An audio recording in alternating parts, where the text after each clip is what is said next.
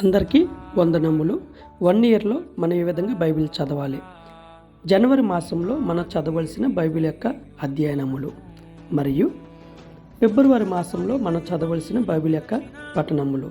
Next మార్చి నెలలో మనం చదవలసిన Bible యొక్క అనుదిన ధ్యానములు. నెక్స్ట్ ఏప్రిల్ మాసంలో మనం చదవలసిన బైబిల్ యొక్క పఠనములు. నెక్స్ట్ మే నెలలో మనం చదవలసిన అనుదిన బైబిల్ యొక్క ధ్యానములు. నెక్స్ట్ జూన్ మాసంలో మనం చదవలసిన బైబిల్ యొక్క ధ్యానములు. నెక్స్ట్ జూలై మాసంలో మనం చదవలసిన అనుదిన బైబిల్ ధ్యానములు. నెక్స్ట్ ఆగస్ట్ నెలలో మనం చదవలసిన బైబిల్ యొక్క పఠనములు. నెక్స్ట్ సెప్టెంబర్ మాసంలో మనం చదవలసిన బైబిల్ యొక్క ధ్యానములు. నెక్స్ట్ అక్టోబర్ మాసంలో మనం చదవలసిన బైబిల్ యొక్క పఠనములు. నెక్స్ట్ నవంబర్ మాసంలో మనం చదవలసిన అనుదిన బైబిల్ ధ్యానములు. చివరగా డిసెంబర్ నెలలో మనం చదవలసిన బైబిల్ యొక్క పఠనములు. ఈ విధంగా చదవండి, మీకు 1 ఇయర్లో బైబిల్ కంప్లీట్ అవుతుంది.